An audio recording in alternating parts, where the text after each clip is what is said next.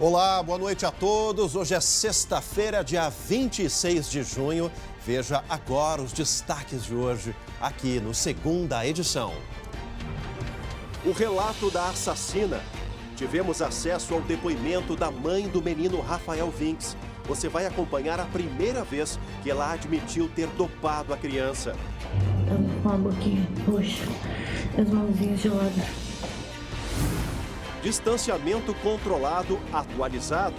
As novas regras passam a valer já nesta madrugada. Como fica o novo mapa das bandeiras de risco do estado? Que cidades tiveram mudança de cor? Um verdadeiro espetáculo. Novo registro de meteoro no céu do Rio Grande do Sul impressiona moradores. Saiba quantos fenômenos como esse já foram registrados aqui no estado. O SBT Rio Grande, segunda edição, começa agora. E eu te convido, vem com a gente!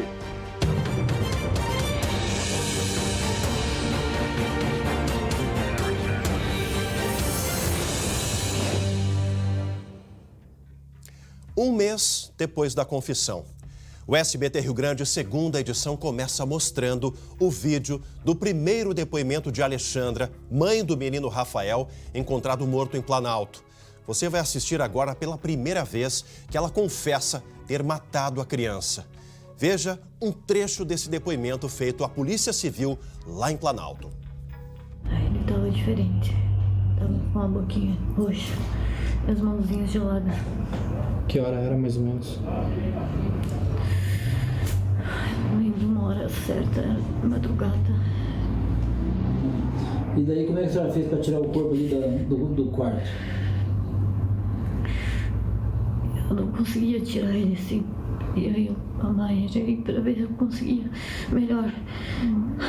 Amarrou com o quê? Com uma corda? Uma cordinha. E daí a senhora levou ele com aquela roupa que foi divulgada, a roupa do Grêmio, camisa do Grêmio, calça preta? Tá. E como é que a senhora fez para levar até o local? Teve que pular alguma cerca, alguma grade? Ou deu a volta na casa? Deu a volta na casa? Sim. E na garagem lá tu encontrou o quê? Garagem da casa? Isso. Uma caixa. Caixa? Tem papelão? E a senhora fez o que daí? Eu coloquei ele deitadinho lá. Que chama a atenção nessa imagem a frieza da Alexandra. Ainda hoje, no segunda edição, novos trechos desse depoimento, o primeiro depoimento à polícia em que ela confessa, reportagem completa que o André Rosseto fechou aqui para o segunda edição. Em seguidinha a gente traz novos trechos desse que é o material ponto de partida da investigação da Polícia Civil.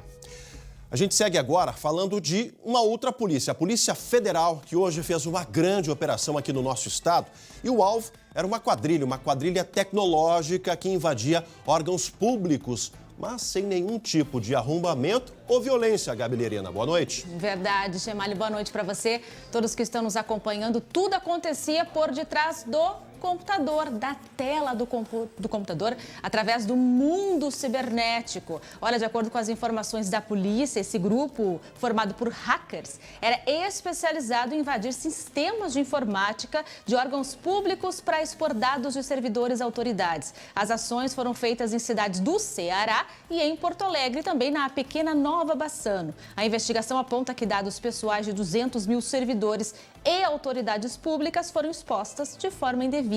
Universidades, prefeituras e Câmara de Vereadores foram alvo dos hackers nos estados do Rio de Janeiro, no Paraná, no Rio Grande do Sul e em Goiás. Só aqui no estado foram pelo menos 90 instituições invadidas pelos criminosos e entre as supostas vítimas, o presidente Jair Bolsonaro também, Chemali. Nessas situações, né, Gabi, que a gente vê que ninguém está 100% seguro quando se trata aí de internet, de computadores, aí os hackers especializados nisso.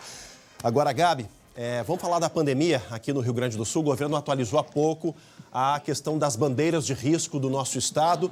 Mais 5 regiões avermelhadas, Gabi. Verdade, Chemalha. Olha, essa situação está piorando de acordo com as informações que foram repassadas pelo governo do estado. Além das 4 regiões que já estavam com a bandeira vermelha, agora subiram para mais outras 5 que acabaram indicando aí piora nos indicadores, somando um total de 9 regiões com bandeira vermelha. São elas, então, Caxias do Sul, que retorna para a bandeira vermelha, Erechim, Palmeira das Missões, Passo Fundo e Santo Ângelo. Somadas, então, a quem já estava na bandeira e permanece, como Porto Alegre, Capão da Canoa, Novo Hamburgo e Canoas. O estado, então, como eu disse, tem 9 regiões na bandeira vermelha. A região de Santa Rosa, que se encontrava na bandeira amarela, evoluiu para a laranja. Somente as regiões de Taquara e Bagé é que se encontram em bandeira amarela, ou seja, significa risco baixo. Lembrando que essa atualização é uma prévia, né, Chemalha? Aquelas regiões que receberam a bandeira vermelha, os prefeitos desses municípios podem recorrer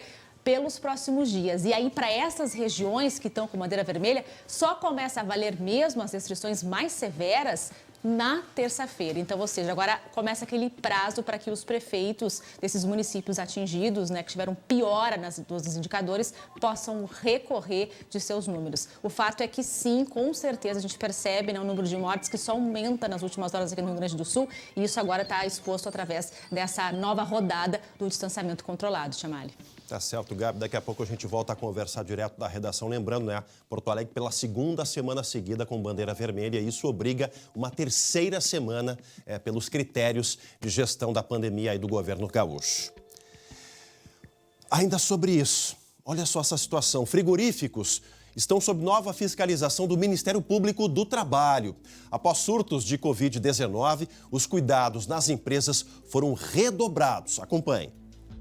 Entre as novas exigências estão afastar trabalhadores assintomáticos, exigir o uso de máscaras nas unidades, manter o distanciamento e intensificar a renovação do ar, mesmo em ambientes refrigerados. Mais de 5.000 funcionários estão com a Covid. Temos 5 mortes já confirmadas entre trabalhadores do setor, além de 12 mortes de contactantes diretos. A procuradora diz que a maioria das unidades atendeu às recomendações. Precisamos reconhecer as boas iniciativas. Existem empresas muito preocupadas com a saúde dos seus trabalhadores. O setor é um dos que mais gera renda no Rio Grande do Sul. Um dos exemplos vem da produção de aves e suínos. São 38 frigoríficos espalhados pelo estado, que juntos empregam 65.000 pessoas. Para o presidente da Associação Brasileira de Proteína Animal, as empresas não podem parar de produzir. Além de você fazer aquilo que é fornecer uma comida essencial para as pessoas, ela vai trazer, além do prejuízo econômico, possíveis prejuízos ambientais. Até as exportações correm risco de serem afetadas. O estado produz para mais de 100 países. A preocupação com o setor e o que vem sendo feito para diminuir os riscos dos trabalhadores também é acompanhado de perto pela Assembleia Legislativa. As empresas estão abertas, estão dispostas, estão melhorando os seus protocolos exatamente para trabalhar na prevenção. Todas essas etapas aí, elas são importantes para prevenir o máximo possível. Trabalho de união essencial nessa pandemia. Olha, a capital, gente, confirmou hoje mais uma morte por Covid-19. A vítima é um homem de 84 anos que estava internado no Hospital Vila Nova, na zona sul da capital.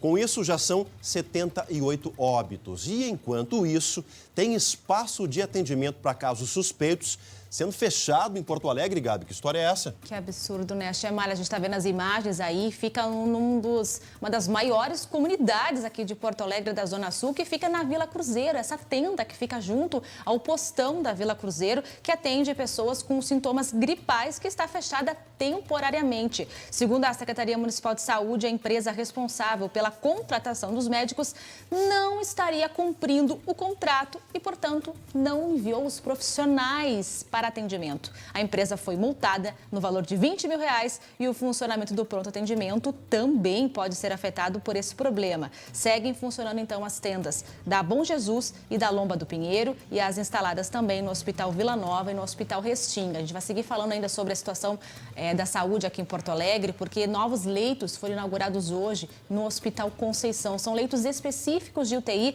para pacientes com o novo coronavírus. São 16 novos leitos. O número de vagas no hospital agora passa de 29 para 45. Parte dos equipamentos foi adquirido com recursos públicos de emendas parlamentares e estavam parados no Hospital Parque Belém sem uso. Com esses novos leitos, a taxa de ocupação da UTI Covid do Conceição cai de 90% para 64%. E no Hospital de Clínicas são mais 5 novos leitos de UTI em operação a partir de hoje, também específicos para pacientes que tiveram infecção pelo novo coronavírus. Chamada.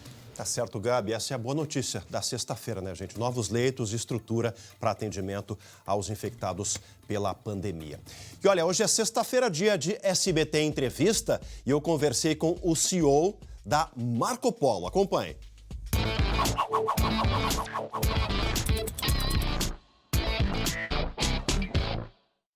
No SBT Entrevista de hoje, nós vamos conversar com o CEO, o diretor da Marco Polo, a indústria gaúcha, uma multinacional que está presente em mais de 10 países pelo mundo. O diretor James Bellini. Boa noite, diretor. Boa noite, Marcelo. Tudo bem? Agora, diretor, quando se fala aí da preparação, né, do ponto de vista de seguir protocolos sanitários, enfim, de prezar pela segurança dos colaboradores, a gente também observa que a Marco Polo tem um lado social, né, um lado de auxílio às comunidades. Nós distribuímos quase 10 toneladas de alimentos nos municípios onde temos unidades Fabris, né, e mais 1 tonelada aproximadamente de produtos de higiene, né. E não foi só aqui em Caxias, né, isso foi em Caxias, onde nós temos 2 unidades, Duque de Caxias, no Rio de Janeiro, onde a gente tem mais 1 unidade, e São Mateus do Espírito Santo, onde tem outra unidade.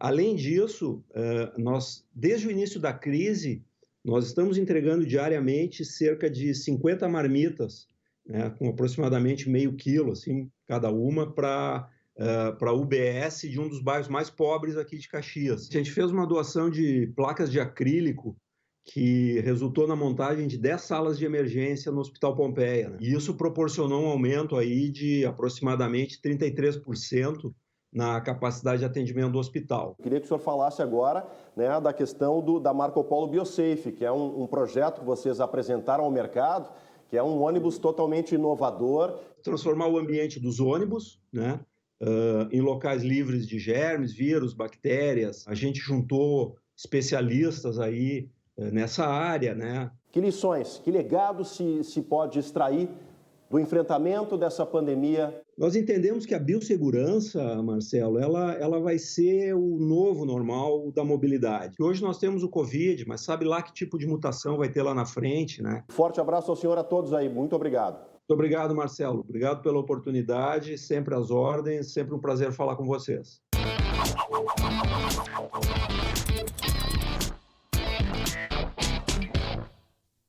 E veja ainda hoje, aqui no Segunda Edição, a reportagem completa sobre a gravação da confissão da mãe do menino Rafael lá em Planalto. E também mais um meteoro no céu do Rio Grande do Sul. Tá aí o espetáculo, a gente volta já já. Voltamos ao vivo com Segunda Edição para todo o nosso estado e para falar sobre o caso Rafael. Para a polícia, a morte do menino de 11 anos lá em Planalto foi premeditada pela mãe. Nós tivemos acesso ao primeiro depoimento de Alexandra. Os detalhes na reportagem do André Rosseto. Antes de ser presa no dia 25 de maio, Alexandra Dolgokenski relata aos policiais que matou o filho sem querer com uma dose de calmante. Eu dei o remédio para ele dormir. Que remédio a senhora deu, dona Alexandra? Diazepam. Quantos comprimidos a senhora deu? 2. A mãe, de 33 anos, explica de que forma retirou o corpo do filho do quarto. Eu não conseguia tirar ele assim. E aí a mãe cheguei para ver se eu conseguia melhor. Amarrou com o quê? Com uma corda? Uma cordinha. Ela também revela como arrastou o cadáver até uma casa vizinha. e escondeu dentro da caixa de papelão. Coloquei ele deitadinho lá. E colocou alguma coisa por cima? O que estava na caixa. Depois desse depoimento, Alexandra levou os policiais no local onde tinha escondido o corpo do filho. Rafael Vinques, de 11 anos, estava desaparecido havia 10 dias, em Planalto, no norte gaúcho.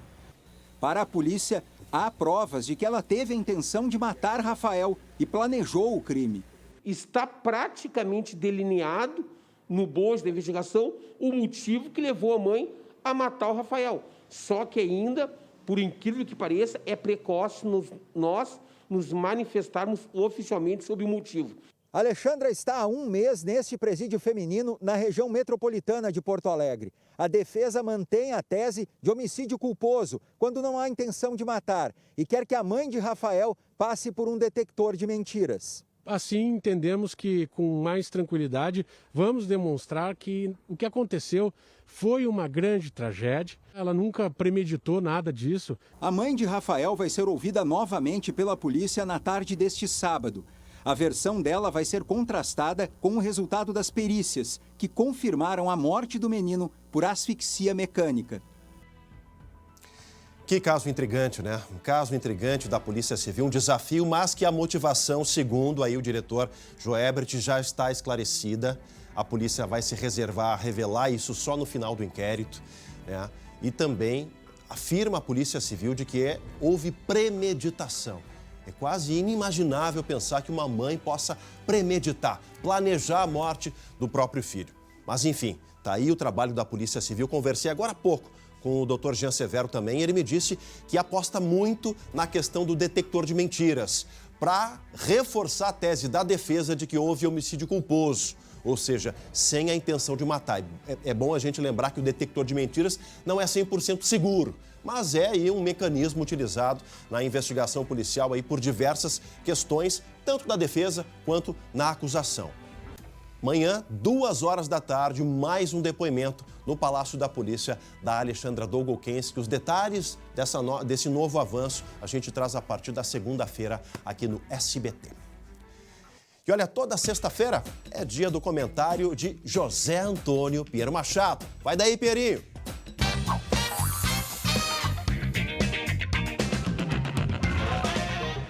Olá! Assado de costela virou prato nobre e conquistou o mundo. É uma delícia campeã na Europa, nos Estados Unidos e na Austrália. Mas, no Brasil, até pouco tempo, era carne de segunda.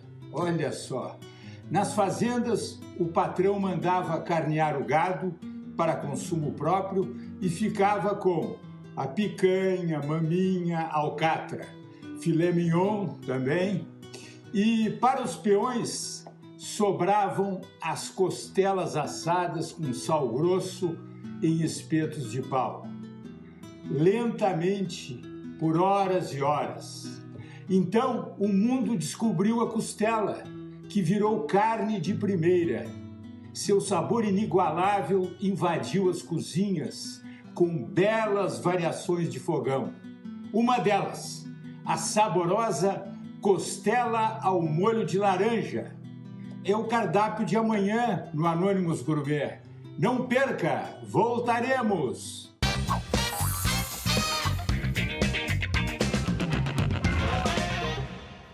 As delícias e o talento do Pinheiro Machado também na cozinha Anônimos Gourmet, logo depois do Masbá amanhã, aqui no SBT.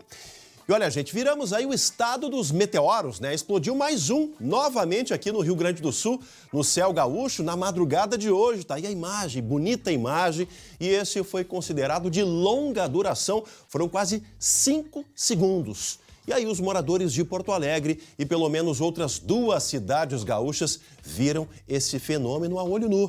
O meteoro se dissolveu no ar a 43 quilômetros do solo. Olha que imagem belíssima da natureza, que fenômeno bonito. Segundo os especialistas, pessoal que estuda aí, né, planetas, estrelas, meteoros, esse fenômeno, apesar de não ser tão comum, já ocorreu 8 vezes no ano aqui no Rio Grande do Sul. Por isso eu falei que somos aí o estado dos meteoros, né, gente? Tá aí a imagem, olha só. E olha, antes do Sextou de hoje, eu tenho um recadinho. Na semana que vem eu vou sair uns dias de folga e quem vem para cá, para o estúdio, para me substituir é minha querida amiga e colega, jornalista Luciane Coleman. Vai ser a segunda edição das Gurias. Ela aqui dentro e a Gabriela Lerina lá na redação. A todas, sucesso e ótimo final de semana para todo mundo. A gente se vê na sequência. Na outra semana eu tô de volta. Beijo grande. Tchau, tchau.